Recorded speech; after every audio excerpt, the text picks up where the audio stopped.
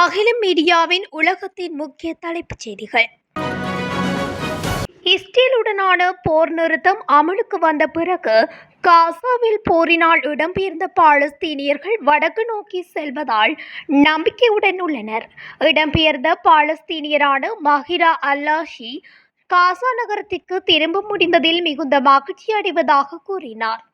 அத்துடன் இடம்பெயர்ந்த இன்னும் ஒரு பாலஸ்தீனியர் கூறியதாவது, இப்போது கடவுள் விரும்பினால் ஒரு போர் நிறுத்தம் வந்துவிட்டது.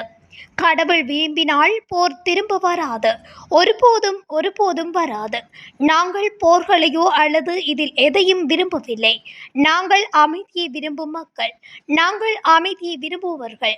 இப்போது நாங்கள் எங்கள் வீடுகளுக்கு திரும்பிச் செல்ல விரும்புகின்றோம் என்று மகிழ்ச்சியாக இவ்வாறு பாலஸ்தீனியர்கள் பேசியுள்ளனர். காசாவில் நடந்து வரும் போர் நிறுத்தத்திற்கு மத்தியில் இஸ்ரேலிய படைகள் ஆக்கிரமிக்கப்பட்ட மேற்கு கரையில் உள்ள துபாஸ் மற்றும் நப்லஸ் நகரங்களை தாக்கியுள்ளது. துபாஸில் டயாசிர் இராணுவ சோதனை சாவடியில் இருந்து பல இராணுவ வாகனங்களுடன் இஸ்ரேலிய படைகள் நகரத்துக்குள் நுழைந்ததாக உள்ளூர் வட்டாரங்கள் செய்தி நிறுவனம் தெரிவித்துள்ளது. ஒன்றுக்கு மேற்பட்ட இடங்களில் வீரர்கள் நிறுத்தப்பட்டு ஒரு இளைஞனை பின்தொடர்ந்தனர். அதே நேரத்தில் நப்லஸில் இஸ்ரேலிய படைகள் அட்டூர் இராணுவ சோதனை சாவடியில் இருந்து நகரத்துக்குள் நுழைந்ததாகவும் துப்பாக்கிச் சூடுகளின் சத்தங்கள் கேட்டதாகவும் உள்ளூர் வட்டாரங்கள் விளக்கியுள்ளன. காசாவில் பாலஸ்தீன மக்களுடன் ஒற்றுமையாக தெஹ்ரானில் நடந்த ஆர்ப்பாட்டத்தின் போது மக்கள் கோஷங்களை எழுப்பி ஆதரவு தெரிவித்துள்ளனர். தெஹ்ரானில் நடந்த ஆர்ப்பாட்டத்தின் போது காசாவில் உள்ள பாலஸ்தீன மக்களுடன் ஒற்றுமையுடன் இணைந்து ஈரானிய மற்றும் பாலஸ்தீன கொடிகளை அசைக்கும் போராட்டக்காரர்களின் ஆதரவு வெளிப்படுத்தப்பட்டுள்ளது. ஏரேசியா நிறுவனம் இலங்கை தாய்லாந்து விமான சேவையை விரிவுபடுத்த திட்டமிட்டுள்ளதாக அறிவித்துள்ளது. அதன்படி 2025 டிசம்பரில் இருந்து கொழும்பு பேங்காக் சேவை வாரத்தில் 7 to 10 விமானங்களாக உயரும் என தெரிவிக்கப்படுகிறது. இதனால் பயணிகள் அதிக வசதியுடன் பேங்காக்கில் இருந்து பாலி, கானாய், பூங்கெட் போன்ற இடங்களுக்கு செல்லலாம். இந்த மாற்றம் சுற்றுலா மற்றும் வணிக பயணத்தை ஊக்குவிக்கும் என எதிர்பார்க்கப்படுகிறது.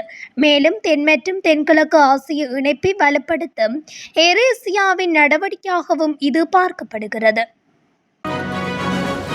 இஸ்ரேலிய இராணுவம் காசா நகரின் சில பகுதிகளில் இருந்து பின்வாங்கிய நிலையில் இடிபாடுகளில் இருந்து 19 பாலஸ்தீனியர்களின் உடல்கள் மீட்கப்பட்டதாக சர்வதேச ஊடகங்கள் செய்தி வெளியிட்டுள்ளன.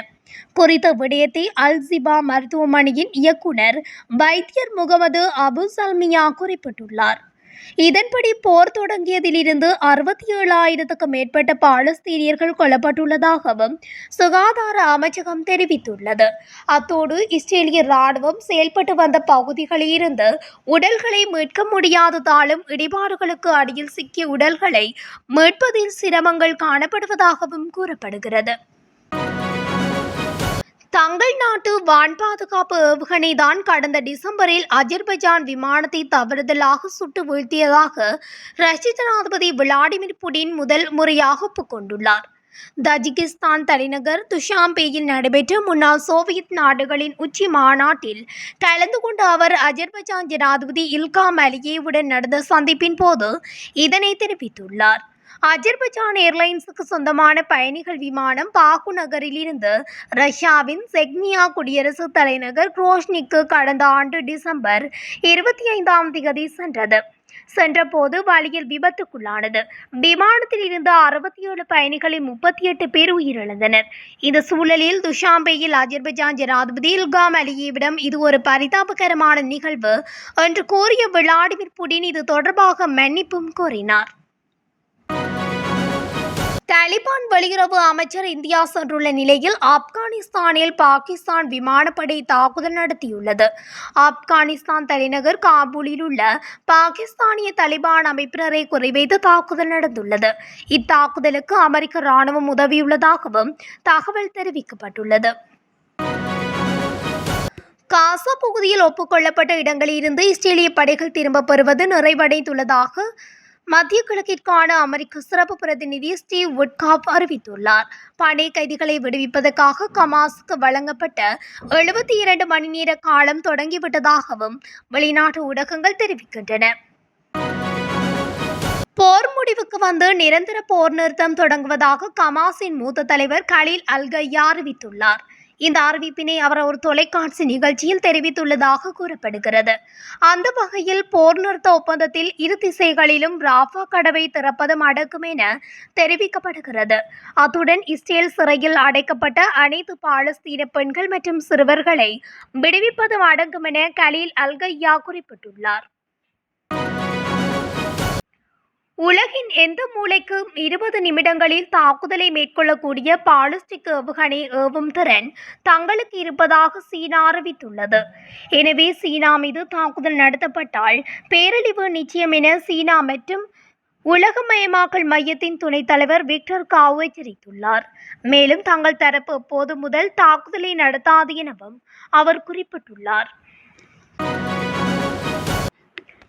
ஈரானிய நாடாளுமன்ற தேசிய பாதுகாப்பு மற்றும் வெளியுறவுக் கொள்கை ஆணையத்தின் தலைமை குழு உறுப்பினர் ஒருவர் நாட்டின் ஆயுதப்படைகள் தயார் நிலையில் உச்சகட்டத்தில் இருப்பதாகவும் எந்தவொரு அச்சுறுத்தலுக்கும் தீர்க்கமாக பதிலளிக்க வேண்டும் என்றும் ஈரான் வெளியுறவு அமைச்சர் இவ்வாறு எச்சரிக்கை விடுத்துள்ளார்.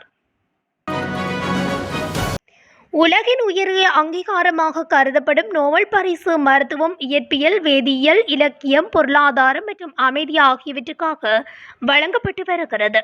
அந்த வகையில் 2025ஆம் ஆண்டுக்கான நோபல் பரிசுகள் அறிவிக்கப்பட்டு வருகின்றன.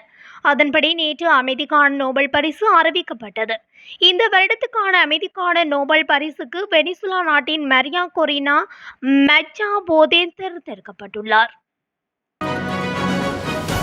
மியான்மர் நாட்டில் 4.2 ரெக்டர் அளவிலான நிலநடுக்கம் ஏற்பட்டுள்ளதாக தகவல் வெளியாகியுள்ளது.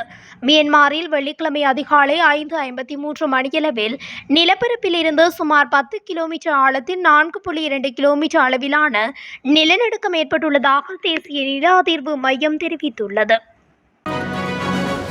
அமெரிக்க வடக்கு டகோட்டா மாகாணத்தில் சிறுவர் சிறுமிகளுக்கு வழங்கப்படும் பாலின மாற்று சிகிச்சைக்கு விதிக்கப்பட்ட தடையை எதிர்த்து தொடுக்கப்பட்ட வழக்கில் நீதிபதி அதிர்ச்சி அளிக்கும் தீர்ப்பை வழங்கியுள்ளார்.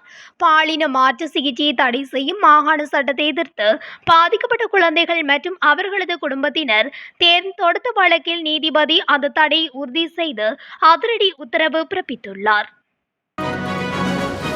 அமைதியை விட அரசியலுக்கு முக்கியத்துவமா என அமெரிக்க ஜனாதிபதி டொனால்ட் ட்ரம்புக்கு நோபல் பரிசு மறுக்கப்பட்டதற்கு அக்குழுவினரிடம் வெள்ளை மாளிகை கேள்வி எழுப்பியுள்ளது. இந்த நிலையில் ட்ரம்புக்கு நோபல் பரிசு மறுக்கப்பட்ட விவகாரத்தில் மரியாவையும் நோபல் தெரிவு குழுவினரையும் வெள்ளை மாளிகை செய்தி தொடர்பாளர் ஸ்டீவன் சியுங் கடுமையாக சாடியுள்ளார். 2 ஆண்டுகால போர், கடுமையான உணவு பற்றாக்குறை காரணமாக காசாவில் 5 வயதுக்கும் குறைவான சுமார் 55,000 சிறுவர்கள் கடுமையான ஊட்டச்சத்து குறைபாட்டால் பாதிக்கப்பட்டுள்ளனர். அவர்களில் 12,800க்கும் மேற்பட்டோர் மிகவும் மோசமான நிலையில் உள்ளனர் என்று ஐநா அமைப்பின் புதிய ஆய்வு தெரிவிக்கிறது. லெபனான் பிரதேசத்துக்குள் குண்டுவெடிப்பு மற்றும் படுகொலைகள் உள்ளிட்ட பயங்கரவாத தாக்குதல்களுக்கு தயாராகி வந்ததாக கூறப்படும் இஸ்ரேலுக்காக இயங்கும் ஒரு உளவு வலையமைப்பை அகற்றுவதாக லெபனானின் பொது பாதுகாப்பு இயக்குநரகம் அறிவித்துள்ளது. இந்த வலையமைப்பின் பல உறுப்பினர்கள் கைது செய்யப்பட்டுள்ளனர். விசாரணையின்படி இஸ்லாமிய குழுவின் கட்சி அதிகாரிகளை குறிவைத்து முந்தைய படுகொலைகளுக்கு பின்னால் இந்த வலையமைப்பு இருப்பதாக அந்த கைதிகளில் ஒருவர் ஒப்புக்கொண்டதும் குறிப்பிடத்தக்கது. இத்துடன் அகிலம் மீடியாவின் இன்றைய உலக முக்கிய தலைப்புச் செய்திகள் நிறைவடைகின்றன. தொடர்ச்சியாக செய்திகளை அறிந்து கொள்ள அகிலம் மீடியாவுடன் இணைந்திருங்கள். நன்றி, வணக்கம்.